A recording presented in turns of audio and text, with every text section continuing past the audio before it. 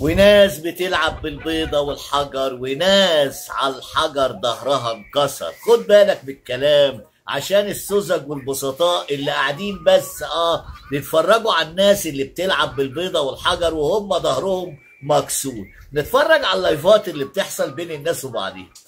كل اتنين عاملين دويتو مع بعضيهم، اذا واحد ومراته، اذا واحد ورفقته، اذا واحده وحبيبها، يعني كل القصه دي بيعملوا فيديو لايفات، والناس هتنزل هطلعها وانزلها، والناس يا حول الله فاهمه ان ده تحدي. يا بشر دول بيضحكوا عليكم يا بشر، وجراد وانتشر شغلوا عقولكم مره، لما في الحقيقه فات بتعملوا كده.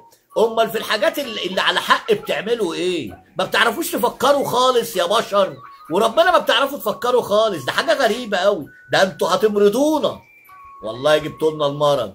فكروا وشغلوا مخكم.